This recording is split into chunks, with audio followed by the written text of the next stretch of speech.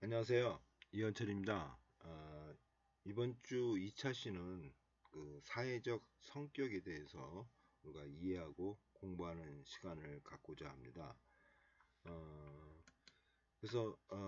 이 사회적 성격이 무엇인지 알아보고 한국인의 우리의 사회적 성격을 한번 이해해 보겠습니다.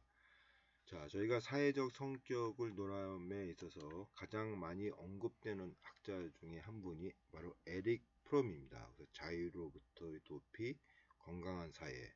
그래서 이분은 먼저 그 건강한 또 저희 나라는 이제 건전한 사회라고도 이제 번역이 되고 있습니다. 그래서 더 사운드 소사이어티. 그래서 이 건강한 사회에서는 건강한 사회가 건강한 성격을 만든다. 그건 이제 이야기를 하고 있습니다. 그래서 병든 사회에서는 병든 사람이 만들어지고 사회가 건강하여야만이 건강한 사람이 나올 수 있다.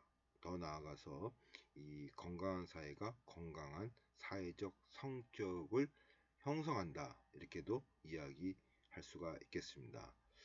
제가 이전에도 말씀드렸듯이 이제 썩은 사과와 썩은 사과 상자 박스, 그쵸? 그래서 사과가 썩어서 상자가 썩었냐, 아니면 상자가 썩어서 사과가 썩었냐. 그래서 이제 그런 차원에서 볼 때 에릭 프롬은 이제 사과 상자가 로틴 썩었을 때 그 안에 든 사과가 상한다는 얘기죠. 그래서 우리가 건강한 사회를 구축해야만이 건강한 사람이 나온다. 물론 뭐 이분이 그 건강한 사회를 구축하는 것은 바로 우리라는 것도 당연하게 뭐 인식하시고 이제 그러한 말을 하신 거죠. 그냥 일방적으로 이 사회 구조적인 입장에서 이야기한 것이 아니고 건강한 사회를 만드는 것은 바로 우리라는 그런 기초하에서 건강한 사회를 역설하였다고 학생들은 이해하시면 되겠습니다. 단편적으로 저희 나라가 뭐 건강한 사회라고 이야기는 하기로는 조금 어려울 것 같습니다. 그래서 물론 뭐 건강한 사회라고 이야기하시는 분도 있겠지만 저의 관점으로서는 건강하기로는 좀 거리가 있지 않나 그런 의구심이 생깁니다. 뭐 저희가 알다시피 우리가 배웠던 이런 신자유주의적 이데올로기 속에서 구조조정, 경제를 보면서 이제 우리가 사회자본에서 봤듯이 고등학교의 같은 그부들을 하나 이제 전쟁터로서 이렇게 학생들을 생각하고 있고 이제 대학교가 이제 고 4학년이라는 이런 취직에 또 이렇게 뭐 좌우되는 대학의 낭만이 사라지고 이건 뭐 좁은 의미지만 좀 더 우리가 좀 병든 사회적 구조를 보면은 단편적으로 어, 내가 남을 이겨야만이 내가 살 수 있는 거야. 그러니까 너가 죽어야 내가 산다는 얘기죠. 우리가 니체에서 배웠듯이 너도 살고 나도 산 것이 아니라 너가 죽어야 내가 산다는 얘기죠. 뭐 이러한 것을 우리가 좀 더 해석해 보면 제가 여러분들한테 바로 예를 들을 수 있는 것은 이 교통사고 났을 때 나이롱 환자, 그죠? 병원을 안 갔어도 그냥 뭐 집에 치료도 가능하지만 병원에 입원하고 많은 보상금을 받으려 그러고 차가 조금 뭐 기스가 나도 범퍼를 통째로 이렇게 갈아달라 그러고 이런 것이 다 이제 너가 죽어야 내가 산다는 얘기죠. 그러니까 전체적으로 이런 이 뭐 보험 풀을 볼 때는 그 풀 안에서 움직이면은 한쪽이 많이 가져가면 한쪽은 이렇게 피해를 보는 사람들이 생기는 거죠. 이제 그런 것을 보지 못하고 나만 경쟁적으로 살아남는다는 것이 우리나라의 지금의 사회적 성격의 한 면이 아닐까 조심스럽게 저는 생각하고 있습니다. 더불어 사는 구조가 아니란 얘기죠.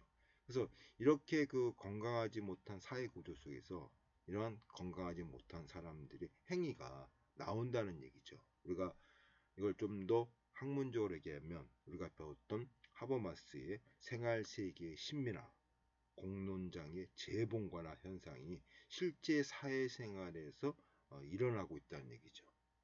그래서 여기서 뭐 이런 좀 안타까운 면이 있습니다. 어찌되었든 이번 주 주제는 이제 사회적 성격이니까 이 사회적 성격으로서 우리나라의 현 한국 사회를 이제 진단하는 것도 이 과목의 2차 시의 부차적인 목적이라고 할 수가 있겠습니다. 자, 이분은 이제 사회적 성격을 개인적 성격의 집합물이다. 우리가 그 사회라는 개념을 배우면서 자, 개인들의 모인 n에다가 플러스 알파가 있다는 얘기겠죠. 보이지 않는 어떤 사회 문화적인 뭐 이데올로기, 그렇죠?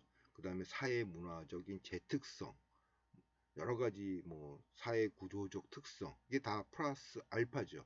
이 플러스 알파 플러스 n이 사회가 되듯이 우리 개인들의 대한민국이면 5천만이다. 그럼 5천만의 개인적 성격 플러스 어떠한 이데올로기, 그 사회가 갖고 있는 사회 구조적 재특성이 바로 사회적 성격이라고 할 수가 있는 거죠.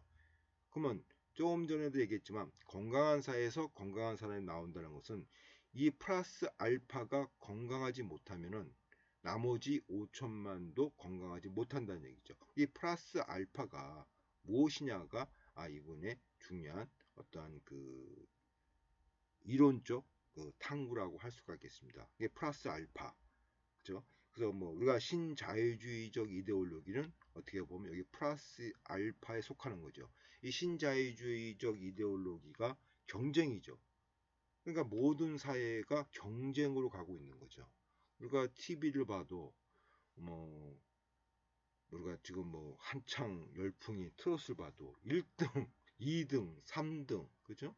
무슨 쇼프를 가도 다 경쟁이니까 1등, 2등, 3등 경쟁을 해가지고 거기서 1등인 사람만 살아남는 구조고 나머지 떨어진 사람들은 또 어려운 생활을 하는 이러한 모습을 볼 수가 있죠. 그러니까 모든 사회를 경쟁 구조로 가고 있고 여기 속에서 경쟁적인 사회적 성격이 구축된다는 얘기죠.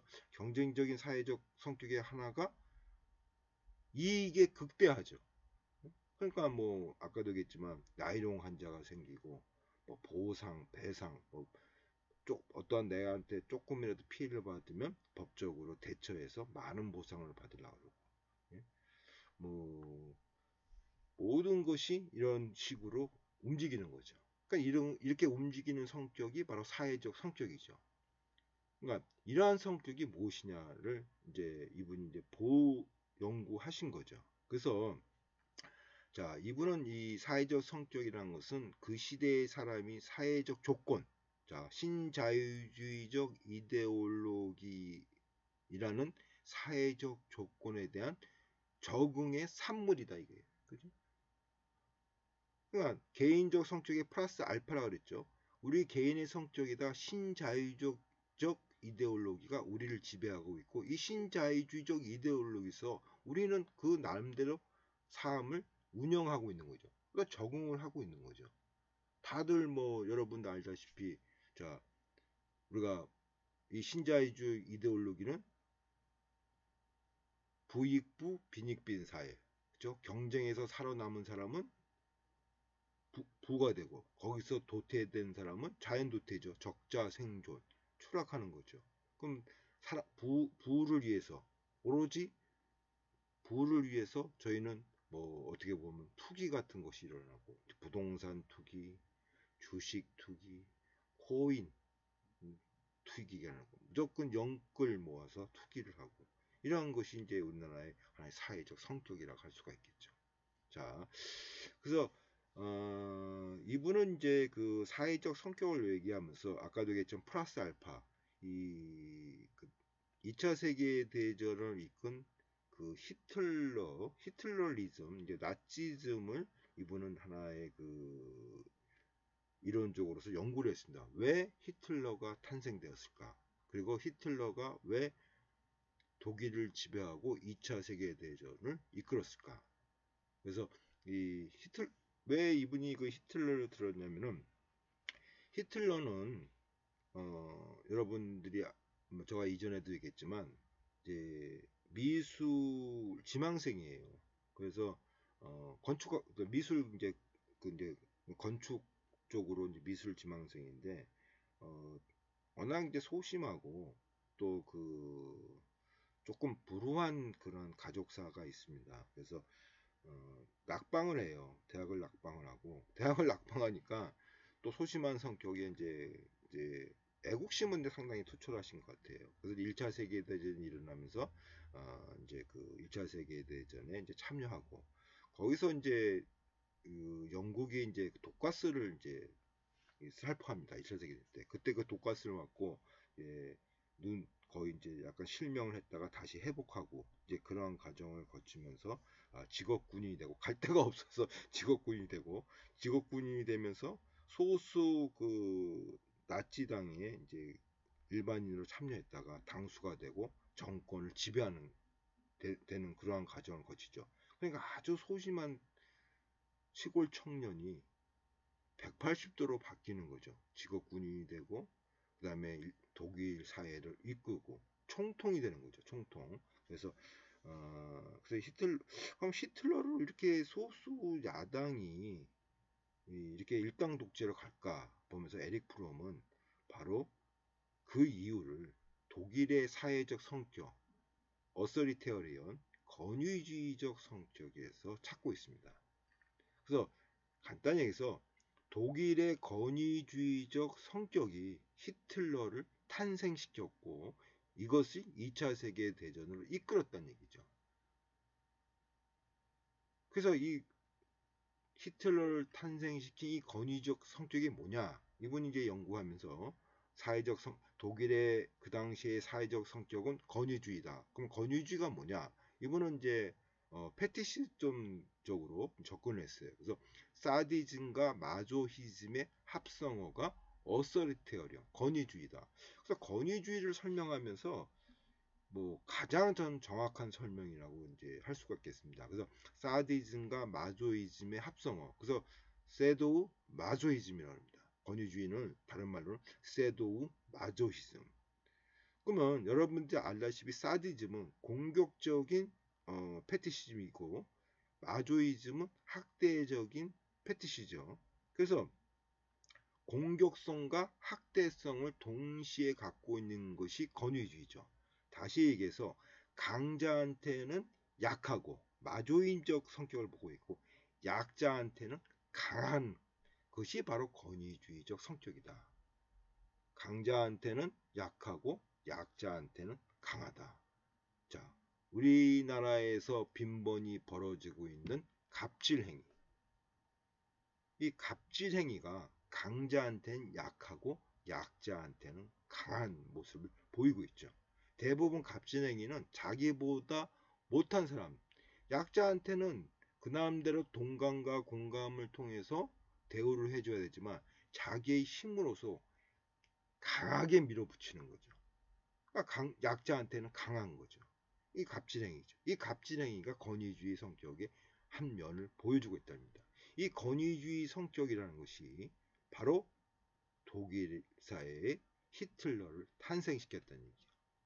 그래서 그 나라의 사회적 성격이 무엇인가 상당히 중요하고 그 사회를 분석하면서 지금 현존하는 이 사회를 분석하면서 대한민국이 갖고 있는 사회적 성격이 무엇인가가 중요한 연구의 대상이라고 할 수가 있겠습니다. 자,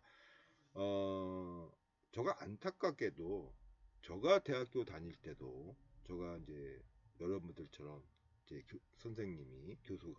교수님이 저한테 대한민국은 권위주의, 가족주의, 집단주의다. 이렇게 세 가지가 사회적 성격을 갖고 있다. 이렇게 이야기를 했습니다. 저가 시간이 흘러서 저가 이제 입장이 학생들을 가르치는 이제 선생님의 입장에서 똑같이 이야기하고 있습니다. 우리나라 대한민국은 권위주의적 성격이고 집합주의고 가족주의다. 그래서 이런 사회적 성격이 참 변한다는 것이 참 어렵다는 것을 한편 이해할 수가 있고, 이 권위주의 성격이 저희가 쭉 지속되고 있다는 것을 볼 수가 있고, 이 권위주의 성격이 쭉 지속된다는 것은 하나의 사회적 성격으로서 자리 잡고 있다는 것은 우리가 알다시피 유교 문화에 지대한 영향을 받아서 그렇지 않나, 그렇게도 생각할 수가 있습니다.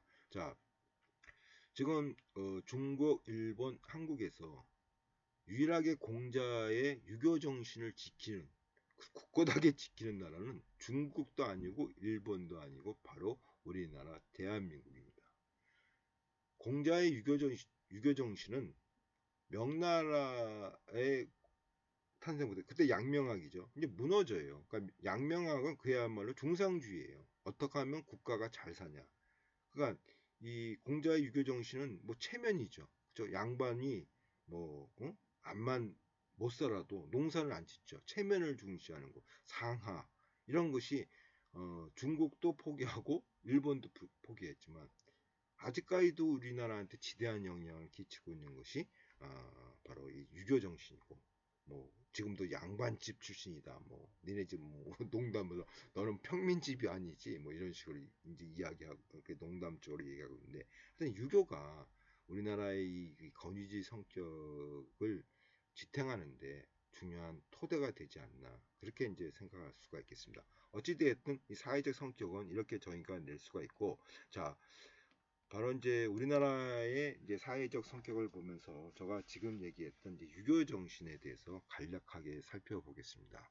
자, 유교는 먼저 이 위라는 개념을 상당히 강조합니다. 그러니까 위라는 것이 이제 이 동질성, 그 다음에 내집단, 외집단, 이 구별하는 하나의 그 도구죠.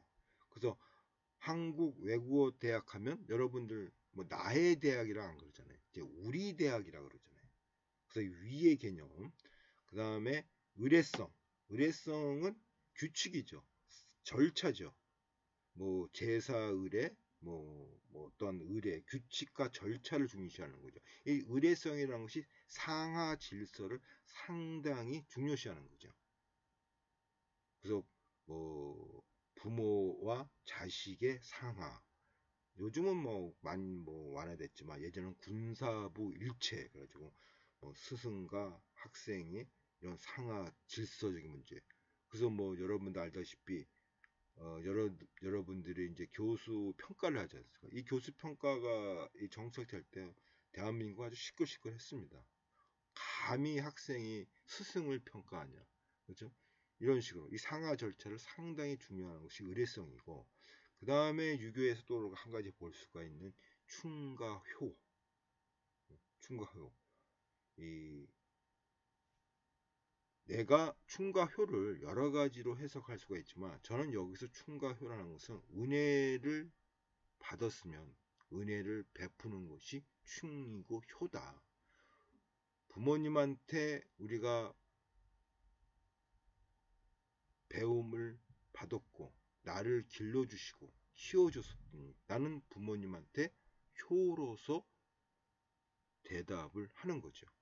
이런 식으로 은혜를 베푼과 은혜를 받은 사람은 돌려주는 것이 충과 효의 논리고, 그런 사람들한테 충하는 것은 하나의 관계성으로서도 등장한다고 볼 수가 있겠습니다. 자, 이 한국의 사회적 성격, 이게 유교적 정신을 저는 이게 우리, 의례성, 충과 효로 보면서 여기에 대해서 한번 구체적으로 한번 살펴보겠습니다. 자, 우리, 이 우리라는 것은, 자, 우리 집 그러면 기속적이죠. 나는 거기에 이제 기속적이고, 그러니까 타고났다는 얘기죠. 그런 거고. 자, 한국 외국어 대학 하면은 여러분들이 입시를 통해서 여기에 성취죠. 여기에 합격을 해서 한국 외국어 대가 된 거죠. 그러니까 성취적이죠. 어스크라이브죠. 그래서 우리라는 것은 이렇게 기속적과 성취적으로 우리가 구분할 수가 있는데, 기속적이다 그럴 때는 우리 집 뭐 그럴 때는 상당의 동질성을 이제 연대성이 상당히 강하고, 뭐 한국 외국어 대학을 우리 대학이라고 하지만 이 성취적인 것은 이 기속성보다는 연대성과 뭐 집합성 이런 것이 좀 약화된 것을 볼 수가 있죠. 여하튼 우리가 여기에 그 화면에 우리가 보듯이 내 집단, 그죠? 외 집단을 이제 구별하는데 아주 중요한 역할을 하죠. 그래서 일례로 우리가 이제 뭐 나의 나의 아내라고 안 그러잖아요. 나의 남편이라는 소리를 안 하고 나의 부모라는 소리 안 하죠. 우리 부모 그러면 외국 사람들이 한 번에 와서 아니 왜 내가 왜 당신의 부모냐? 우리 영어로는 our parent니까요. 그렇죠? 그러니까 이해를 못 한다. 왜 우리를 쓰냐? 이것은 뭐냐면 자, 미국도 우리라는 개념을 씁니다. 그러니까 우리는 만약에 여러분들이 배웠듯이 개인주의와 집합주의 할 때, 그러니까 내 집단과 외 집단을 구분하는 이 위의 개념이 개인주의하고 집합주의로 구분할 때 미국은 개인주의적 집합주의고 저희는 집합주의적 집합주의라고 이렇게 볼 수가 있겠습니다. 어려운 개념이 아닙니다. 간단히 얘기해서 자 우리가 그 여러분들 이제 올림픽 가고 그때 한번 입장식을 한번 보세요. 저희 나라 사람들은 다 열과 줄을 잘 맞춰서 입장을 해요. 미국 사람들을 보세요. 자유스럽게 들어와요. 그렇죠? 자유스럽게. 그러나 미국 그 집단은 위죠. 우리는 열과 줄을 잘 맞추고 들어오고 대한민국이라는 어떤 체육인들의 모임 위. 그다음에 미국 사람들은 그냥 자유스럽게 들어와요. 열과 줄이 없죠. 그냥 뭐 웃고도 들어오고 한 사람은 춤도 추고 들어오고. 그러니까 그러면서도 미국이란 체육인이라는 위라는 개념이 생기죠. 그러니까 미국은 개인주의적 집합주의, 저희는 집합주의적 집합주의.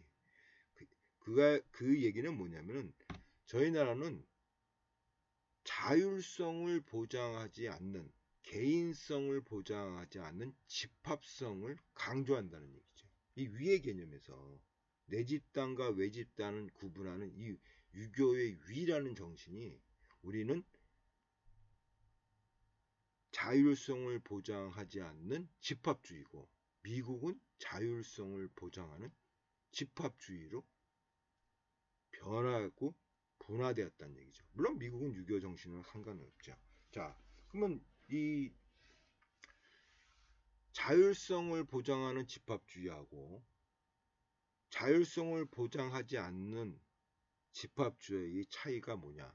지금의 우리나라의 형국을 보면은 여러분들이 이해하기가 편하십니다. 자, 내가 여의 집단에 있고 야의 국회의원이에요. 그러면은 여의 국회의원은 자율성이 보장이 안 돼요. 여의 정책에 무조건 따라야 돼요. 야도 마찬가지요. 야의 국회의원이다 하면 야의 정책에 무조건 따라야 돼요.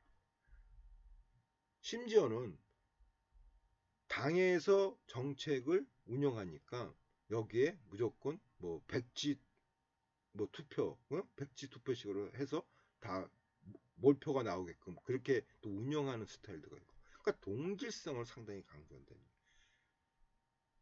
여의 집단에서 반대의 의견을 내면은 어떻게 된다는 게 이 사람은 배신자가 된다는 얘기예요. 배신자. 그 집단에서 외 집단으로 떨어진다는 얘기예요. 배신자가 된다는 얘기예요. 야의 집단도 마찬가지. 아니 우리가 이 다양한 사회에서 한 정책에 대해서 다양한 의견이 나올 수가 있죠. 근데 저희 나라는 위라는 이런 동질성의 집합주의가 다양성 의견을 보장을 못하는 거죠. 다양성 의견을 제시하면은 배신자라고 낙인을 주는 거죠. 이것이 바로 우리나라의 사회적 성격이라 할 수가 있죠. 그러니까 여의 국회의원은 그냥 여의 정책을 무조건 따라가야 돼요.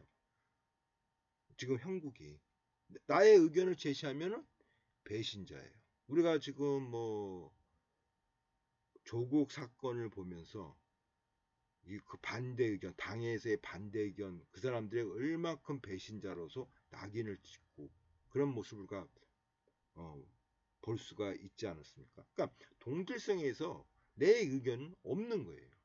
이것이 바로 미국의 위와 우리의 위의 차이란 얘기죠.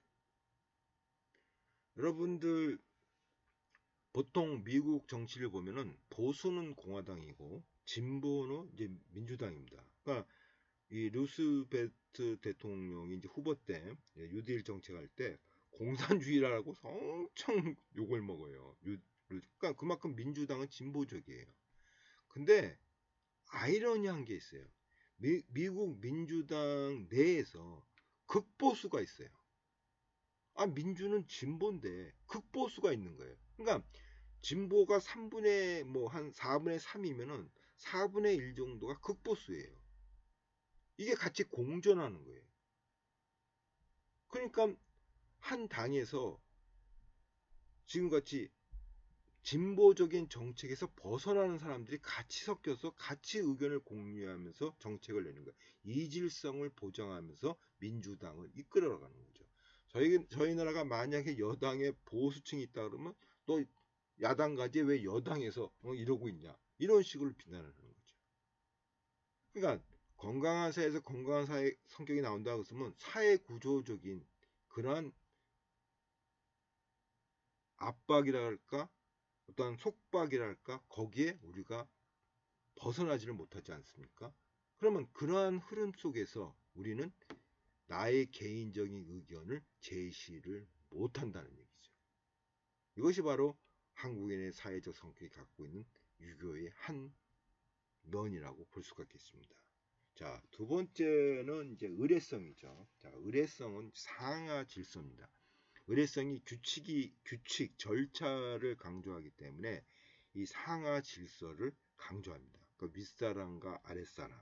자, 이 상하 질서를 강조하게 되니까 눈치라는 것이 바로 대한민국의 사회적 성격의 한 면으로 등장하고 있습니다. 눈치를 본다, 이게 눈치를 본다. 상하 질서가 있으니까 눈치를 본다는 얘기죠. 눈치라는 것은 다시 얘기해서 박해불안이라고 이야기할 수 있습니다. 내가 하고 싶은 얘기를 못하는 것이 박해불안이에요. 내가 하고 싶은, 여러분도 하고 싶은 이야기가 있지 않습니까? 그 얘기를 못하는 것이 심리학적 용어로 박해불안이라고 합니다. 내가 하고 싶은 얘기를 못한다는 얘기예요. 왜? 상하 질서에서 눈치 때문에. 우리가 조선시대에 우리가 이 TV 드라마를 봐도 왕이 어떻게 나 이렇게 하겠습니다. 그러면은 여러 대신들이 아니되옵니다. 자기의 의견을 분명히 제시를 합니다. 물론 뭐 실록에도 나와 있고 실록에도 정조대왕의 실록을 보면 반대되는 그 대신들에 대해서 그 편지를 씁니다. 욕도 많이 하시고 정조대왕이 이렇게 뭐 욕을 많이 하신 편지가 많이 나옵니다. 넌 나쁜 놈이다, 넌 죽을 놈이다, 뭐 욕도 많이 하고 왜 내 정책을 반대하냐 이렇게 그 실록이 나옵니다. 그러니까 그거를 볼 때는 아니되옵니다. 자기가 하고 싶은 의지를 정확하게 제시를 했지만 자 지금 우리나라의 대통령제를 재앙적 대통령제라니까 지금 대통령제 하면서 아니되옵니다라고 하는 사람들은 저희가 볼 수가 드물죠. 그죠? 드물게 보죠. 볼 수가 없는 거죠, 거의. 아니되옵니다를 못한다는 얘기죠. 그러니까 조선시대 때 왕한테 아니되옵니다. 자기의 의견을 밝혔던 것이 이러한 그 의례성이 현대 우리 대한민국의 사회에서 눈치로서 하나의 성격으로 잡혀 있어가지고 자기가 하고 싶은 얘기를 못한다는 얘기죠. 저희가 그래서 우리가 보통 이제 여러분들은 많이 변하셨어요. 저만 해도 이 저희가 뭐 부모님하고 대화할 때 특히 아버님하고 대화할 때 박해불안이죠. 얘기를 못하죠. 아버님이 화를 내면은 그냥 뭐 더 이상 의견을 제시하면은 어? 뭐 부모님한테 말대꾸한다. 왜 말대꾸하냐 이러기 때문에 저희는 거의 있지만 그러나 지금 학생들은 많이 변했어요. 학생들의 의견을 바로바로 제시하는 학생들도 있고 나의 그 뭐 교수에 대해서 뭐 이런 것이 좀 곧 수정했으면 좋겠습니다. 이런 것을 우리가 많이 볼 수가 있기 때문에 학생들이 이제 점점점 자기의 의견을 이야기하고 있다는 것은 볼 수가 있습니다.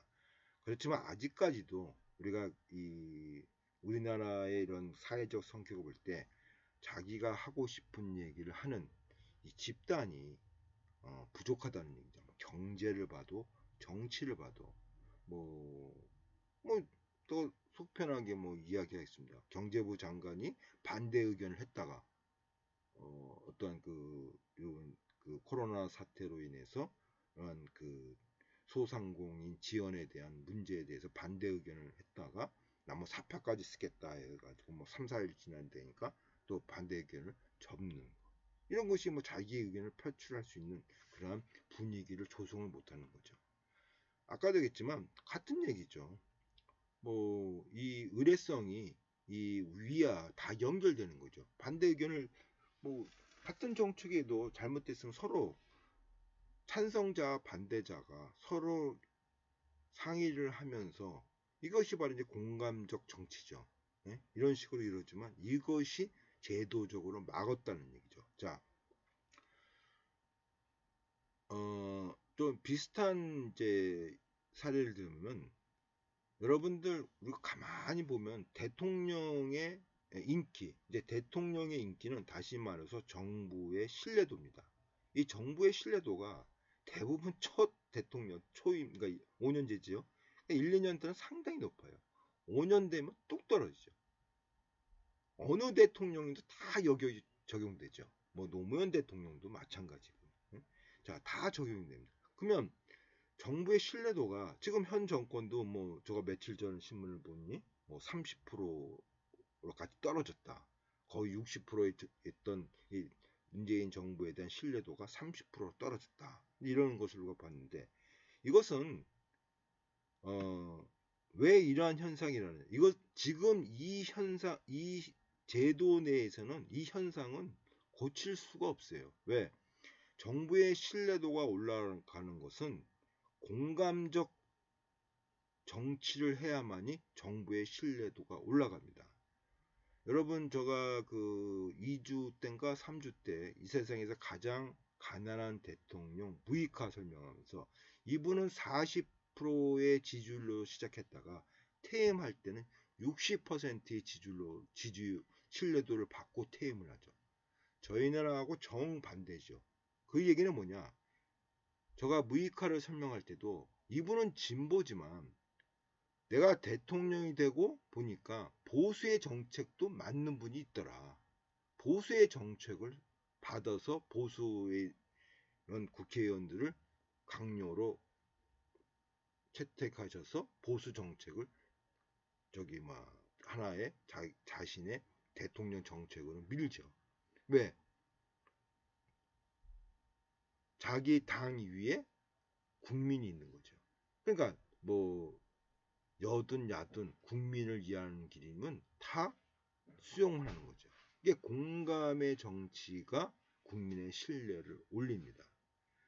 자, 이러한 그 눈치 체면 이런 것이 국민의 공감 정치를 하는 데 있어서 아까도 얘기했지만 그 내가 다른 의견을 제시하게 되면은 배신자로 낙인을 찍으니까 공감 정치를 하는 데 있어서 상당한 제약을 두고 있는 거죠.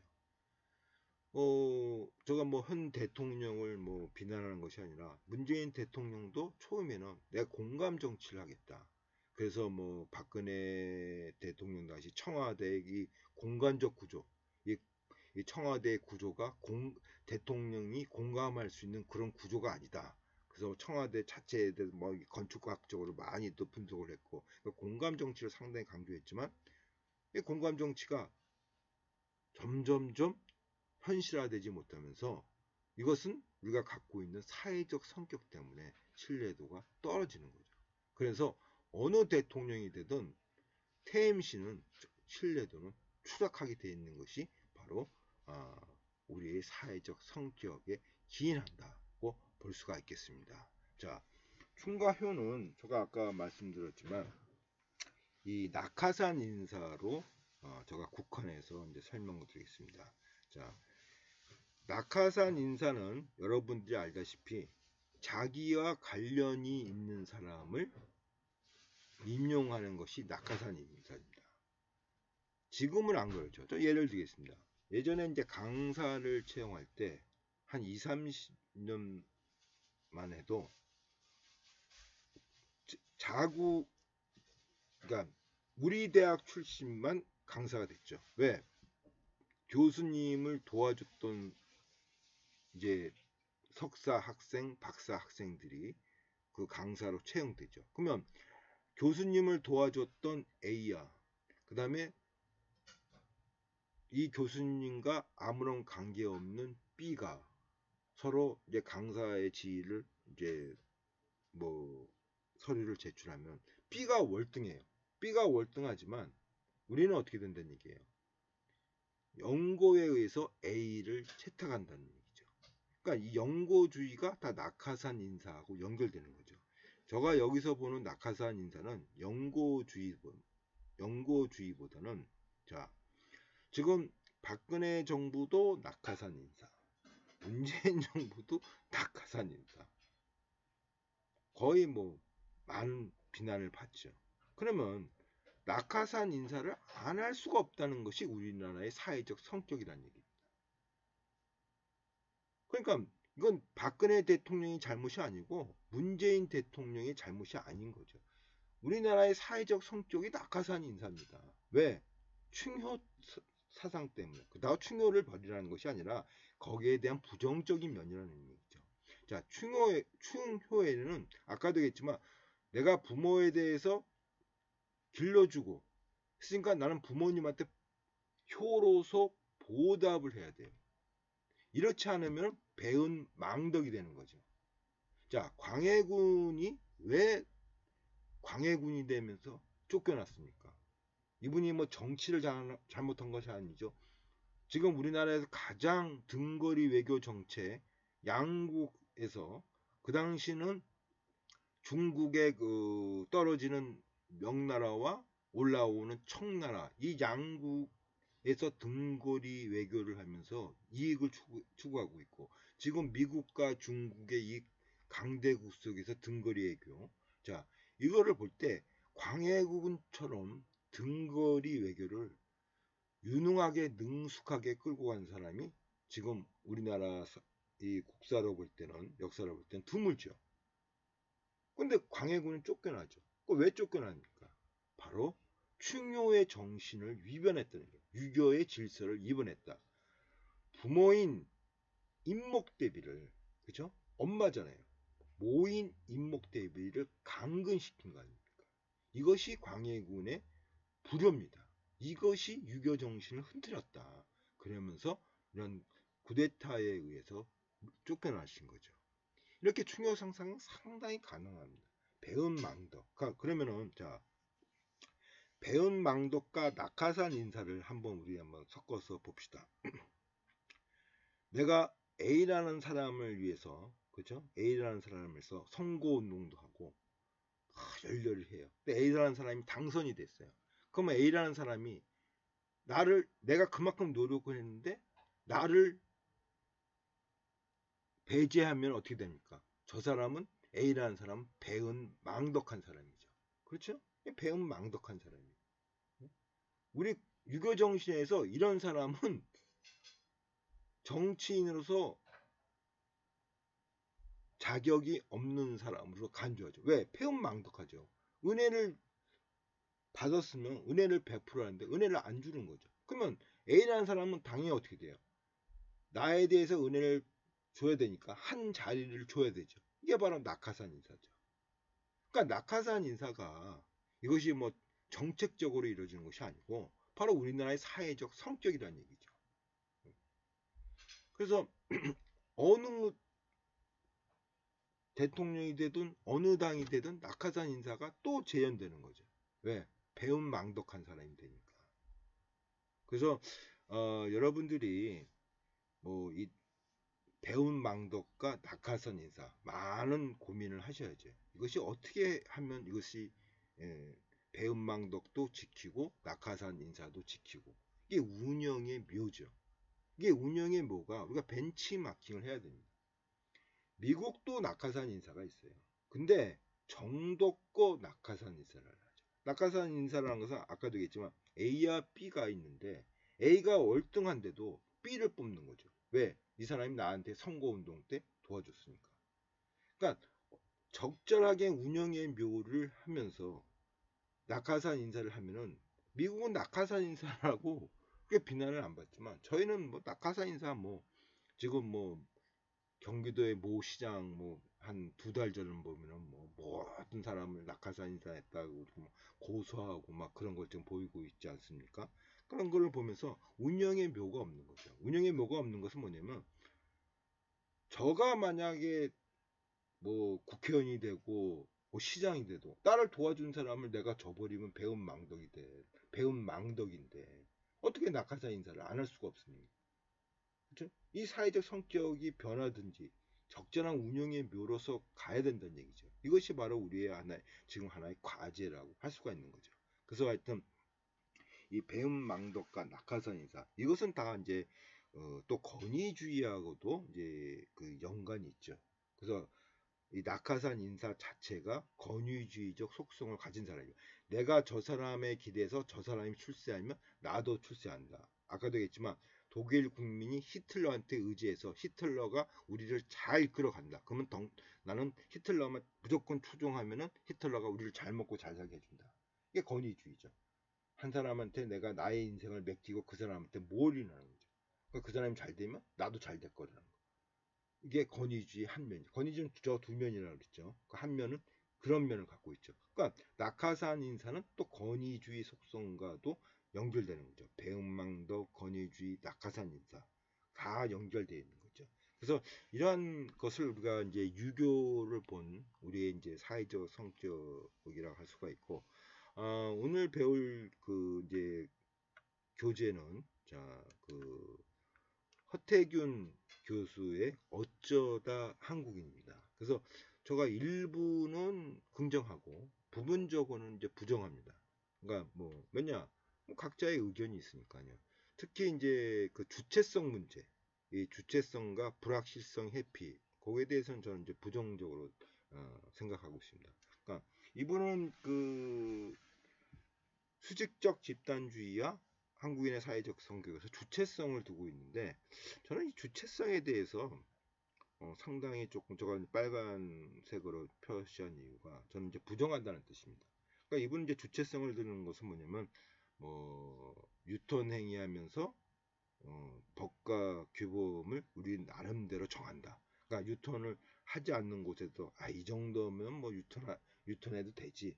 그래서 나름대로 기준을 정해서 유턴하고 그다음에 모든 사람이 판사다. 대한민국 모든 국민은 판사다. 그러면서 뭐 조직에서 융화되기보다는 좀 뛰어나도록 노력한다. 그래서 대한민국은 주체성이다 이렇게 표시하는데 저희는 거기 그 얘기에 대해서 좀 부정적으로 생각합니다. 저는 지금 말하는 유턴 행위는 뭐 법을 어기는 거죠. 법을 어기는 행위고 도리어 주체성이라는 것은 이 자율성과 연관되어 있다고 생각합니다. 예를 들어 가지고 저는 뭐 미국을 유학을 안 갔지만 이제 미국에서 이제 유학해 온 동료 교수들의 얘기를 들어보면은 이제 호숫가에 이제 그런 이제 이 편말이 있을 때가 있답니다. 오늘은 고기를 이번 주는 한 3마리만 잡으세요. 그러면 미국 사람들은 의외로 3마리만 잡는데요. 근데 이 그 외국에서 유학 온 사람들은 그냥 거기에 상관없이 잡히는 대로 잡는다는 얘기예요. 그러니까 규칙 속에 내에서 자율성이라는 거죠. 그렇죠? 이 규칙 속에 내에서 이루어진 자율성이 주체성이지 이 법을 어기면서 자기 임의대로라는 것이 이게 주체성이냐고. 그래서 저는 이제 여기에 대해 이제 의구심을 표합니다. 그러니까 규칙 내에서 자율적으로 지키는 이게 바로 주체성입니다. 그러니까 자 우리가 지금은 안 그러지만 이제 전두환 대통령 때 한강공원을 이제 만들어요. 근데 무지막지하니까 그 뚝섬 큰 나무들 다 무너뜨리고 지금 뚝섬 그 뚝섬이 일어나고 있는 그 벌판이 됐지 않나? 거기 다 큰 나무가 있었어요.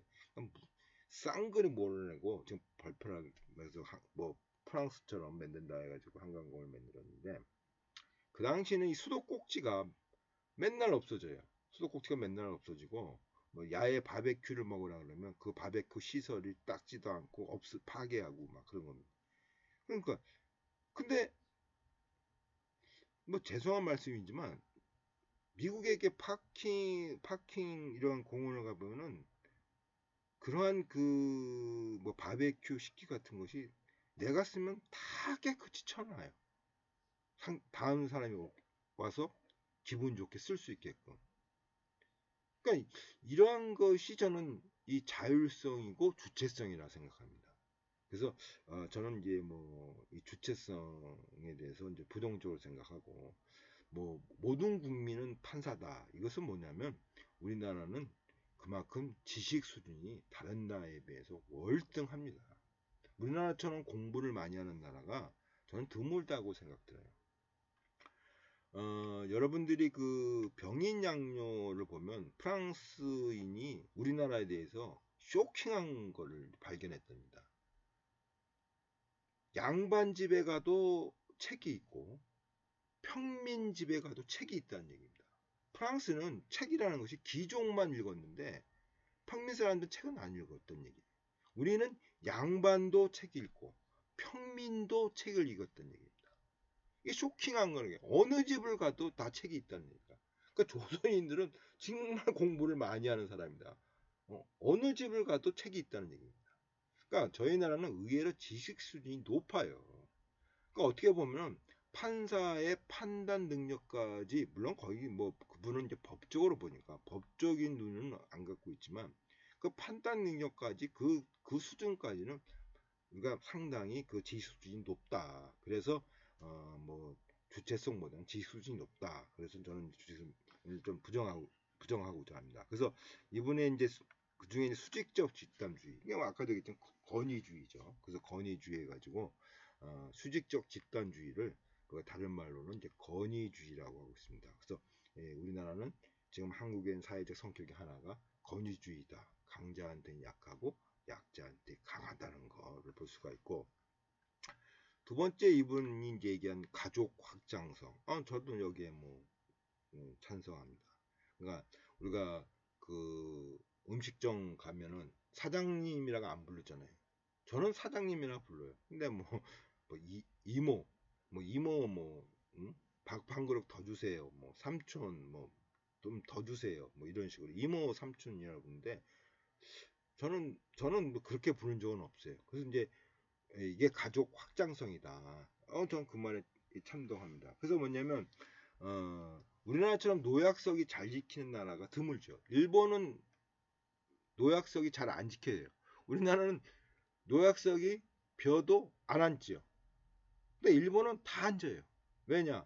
노약 바깥에 어르신들은 나의 부모님과 확장된 거죠. 그래서 저희 나라처럼 노약석이 잘 지키는 나라가 드뭅니다. 또 반대로 이 가족 확장성이 또 무엇이 문제냐면 공사를 구분하는데 좀 부족함이 있어요. 그러니까 자 보세요. 아이가 잘못하면은 미국도 부모를 부르고 대한민국도 부모를 불러요. 근데 대한민국의 부모는 거의 10중 8구 죄송합니다. 제가 아이를 잘못 키웠습니다. 이제 이런 식으로 얘기를 해요. 아이의 잘못이 자기의 확장이죠. 근데 미국의 부모는 잘못했다는 소리를 안 해요. 거기서는 선생이 얘가 잘못한 것이 뭐고 그래서 이러한 벌을 줬습니다. 그 부모님한테 통지하는 수준이에요. 그러니까 우리는 통지가 아니라 가서 비는 수준이죠. 이게 가족 확장성의 부정적인 면이죠. 그러니까 어떻게 보면 이 얘기는 뭐냐면 공과 사를 구분하지 못한다는 얘기죠. 공적인 것과 사적인 것을 구분하지 못한다. 이 가족 확장성이 여러분들이 괜히 또 저기 이해하기 어려우니까 쓰겠습니다. 공과 사의 미구분, 그렇죠? 그러니까 제가 여러분들에게 설명했는 줄은 모르겠지만 그 이제 프랑스 CEO가 우리나라에서 이제 LG에서 한 10년 근무하면서 이제 한국 그 프랑스로 돌아가면서 책을 하는데 대한민국은 미쳤다 이런 주제입니다. 거기서 이분이 뭐냐면 공과 사의 미구분. 아니 사장이라는 사람은 기능적인데 이건 조직에서 사장의 기능적인 면인데 이것이 사적인 자리에 와도 사장이란 얘기예요. 가족 확장성이죠. 그죠? 그러니까 사장이라는 것도 하나의 기능인데 사장과 기능이 우리는 연관돼서 생각한다는 얘기예요. 그래서 당연히 밤에 사적으로 사장이 불러도 당연히 부르는 것도 당연하고 쫓아 나가는 것도 당연하다는 얘기예요.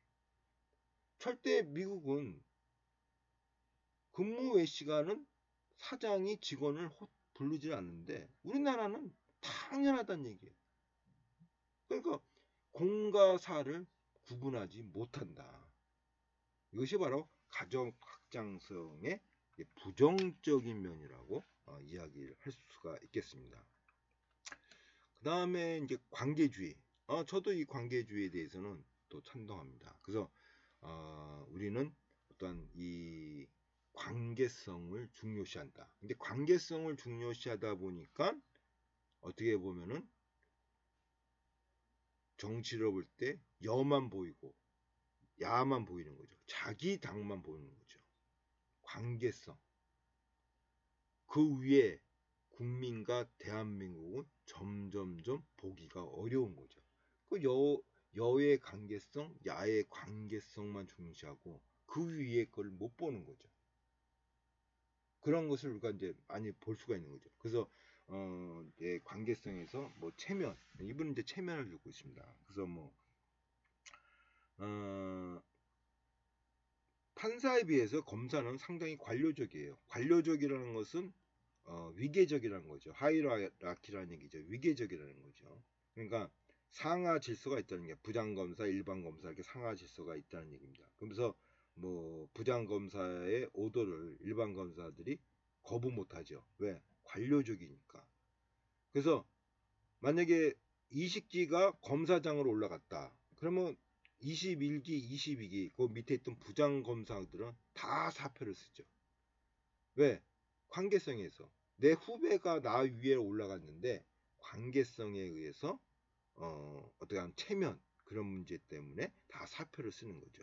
이게 이제 관계성을 우리가 그 설명할 수가 있고 그 다음에 그 아까도 얘기했지만 이 조직의 그 정의와 모시고 있는 관계인 뭐랄까 의리 그러니까 대한민국 국민을 보지 못하고 여의 눈에서만 보고 야의 눈에서만 보는 거.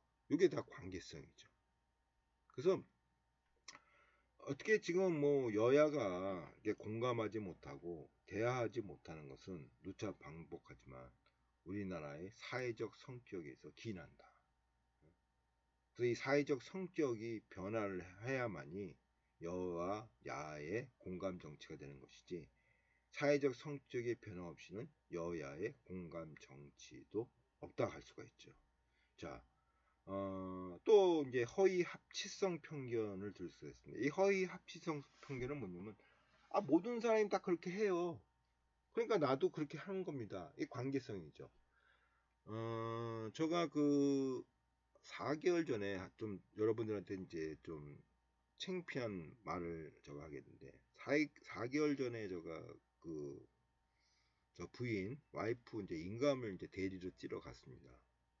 그래서 이제 여러분들 이제 인감을 안 떼어서 이제 모르는데 근데 대리로 뛰면은 이제 저 부인 저 내자 와이프 도장하고 가서 그 위임장이라고 있어요. 대리인 위임장. 거기다 와이프 도장을 찍고 제출을 해야 돼요.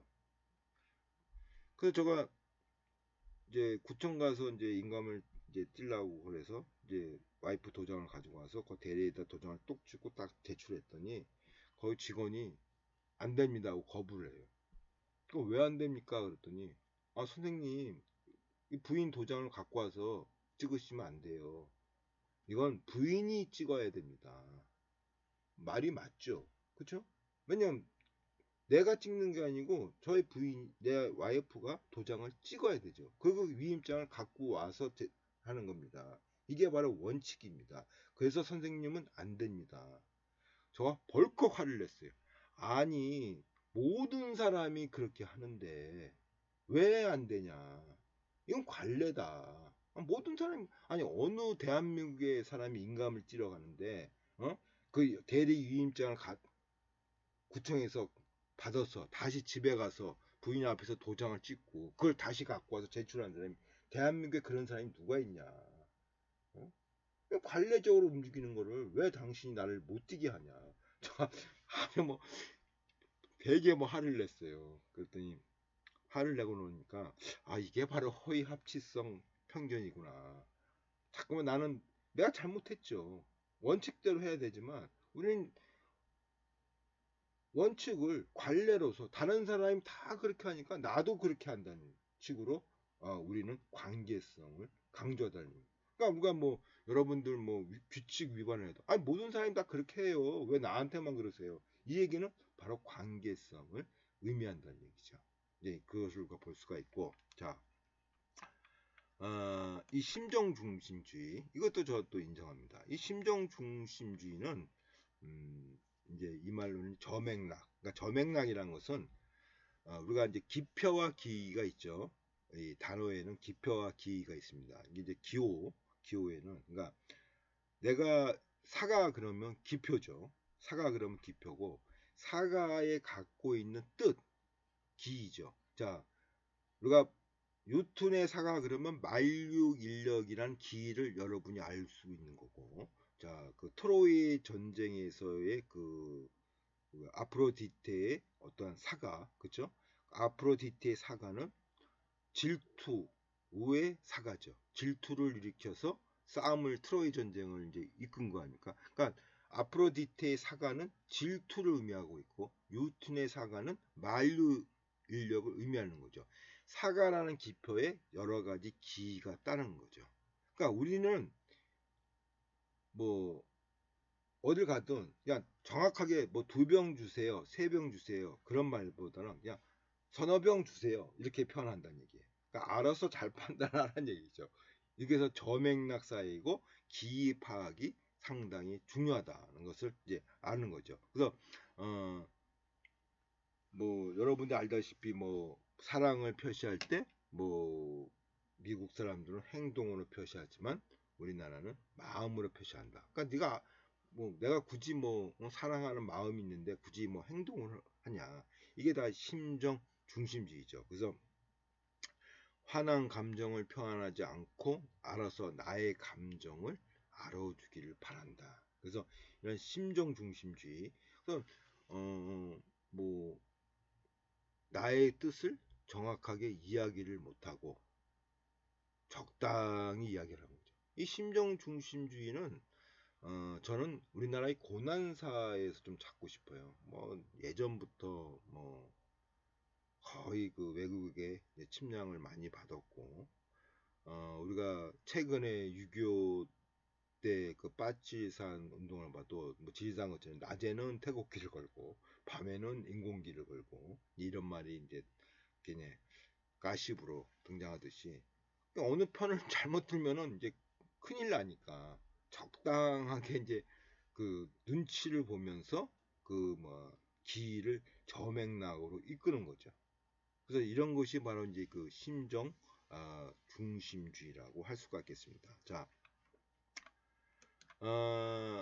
이 다섯 번째죠. 이 복합 유연성입니다. 이 복합 유연성 all around 플레이어입니다. 그러니까 다방면에서 다양하게 잘하는 겁니다. 그래서 이 복합 유연성은 저는 긍정적으로 봐요. 이 4차 산업혁명의 IT 사회에서 이 복합 유연성이 상당히 중요합니다. 융합 아닙니까? 4차 산업의 IT는 융합을 기본으로 하고 있죠. 모든 지식이 융합시키는 거죠. 어떻게 보면 이 융합이 복합 유연성이죠. 그래서 미국 지금 일본이 이 상당히 우리나라보다 이제 뒤처지는 모습을 많이 보고 있죠. 뭐 저기 핸드폰도 그렇고 그냥 일본 애들은 이 융합성이 떨어져요. 그래서 이 친구들은 오타쿠, 그러니까 장인 정신 한 곳만 계속 파고 들어가는 게 한 우물만 계속 파는 거죠. 그래서 몇 세대가 걸쳐서 장인 정신을 중요시하는 이 오타쿠가 있어가지고 교수님이 복합 유형성 때문에 우리가 한 우물만 못 파고 우리는 여러 우물을 파기 때문에 뭐 노벨상이 없다 이렇게 뭐 이야기하고 있지만 저는 이 4차 산업혁명에 있어서 필요한 것은 융합의 시대에서는 이 복합 유연성이 의외로 우리나라한테 긍정적인 면을 많이 보여주고 있다. 그래서 우리는 뭐 다방면에 아까도 했지만 지식이 많은 나라예요. 책을 많은 나라이기 때문에 뭐 거의 일반 국민이 전문가 못지않게 많은 지식을 수용하고 있습니다. 그래서 복합적이죠. 그래서 이 4차 산업혁명에서 융합을 위해 있어서 복합 유연성은 하나의 긍정적인 이 사회적 성격으로 등장한다. 그래서 뭐 한국 사람들은 상황에 맞추거나 상대에 맞출 등 여러 요인을 동시에 고려해서 유연하게 뭐 어떻게 보면 심정 중심주의하고도 연결되지만 저는 이 부정적인 보다는 이 올라운드 플레이어 이 복합 유용성이 상당히 4차 산업혁명은 좀 긍정적인 사회적 성격이라고 저는 이제 이야기하고자 합니다. 근데 끝으로 이제 이분 이제 불확실성 회피 여기는 전 부정하고 있어요. 그래서 이분은 이 불확실성 회피 그래서 눈에 보이는 거 수치화만 강조한다. 그래서 이걸 하나의 사회적 성격으로 들고 있는데 저는 이 일시적 성격이다. 급격한 자본주의가 일어나면서 이뭐 그런 그 수치가 하나의 그 급격한 자본주의 결과로서 성과를 수치로 나타나는 것이 일시적 현상이다고 저는 보는가 사회적 성격이보다는 일시적 현상이다. 급격한 자본주의에서 그래서 뭐 정의 이런 거에 대해서 소홀한다. 자, 제가 왜 그 이의를 제기하는 이유는 공론화 작업이 일본에서는 그렇게 안 보여요. 공론화 작업. 이 공론화 작업이 정의를 추구하는 거 아닙니까? 만약 지금 그 일본이 버리고자 하는 그 원전수 그것도 우리나라 같으면 공론화 작업을 할 거예요. 여러분 뭐 문재인 대통령이 제일 먼저 한 정책이 공론화 정책 아닙니까? 원전 폐기를 어떻게 할 것인가? 대통령이 일방적으로 정하지 않고 공론화 과정을 거쳐서 공론으로서 정하고 그거를 정책을 핀 겁니까? 그렇죠? 어찌되었든 뭐 공론화 작업을 해서 정의를 추구하고 있는 거죠. 그러니까 이런 것은 우리가 상당히 뭐 일본보다 앞서다. 일본보다 앞서고 미국은 뭐 저희 나라보다 앞서고 있지만 미국은 뭐 많은 공론화 작업을 하고 있지만 하여튼 그래서 이 불확실성 회피는 어떤 이제 한국인의 사회적 성격이라보다는 일시적인 현상이라는 것을 이야기하고자 합니다. 자, 결론적으로 가장 중요한 오늘 그 우리나라의 낙하산 인사는 권위주의적이라는 이러한 사회적 성격이 변하지 않고서는 낙하산 인사는 계속되지 밖에 없다는 거. 그래서 좀 정의로운 사회가 되려면 건강한 사회가 되려면 사회적 성격이 건강하게 변화해야 된다. 그러면 어떻게 하는 것이 건강한 사회고 어떠한 것이 건강한 사회적 성격이냐? 그것은 지금 이야기하는 것에 대해서 부정적인 면을 긍정적으로 전환시키는 바로 여러분들의 이러한 그 학문적 태도가 우리나라를 건강한 사회로 이끌 수 있다는 것을 이야기하면서 이번 주 2차 시 강의를 마치고자 합니다. 자, 고생 많이 하셨습니다.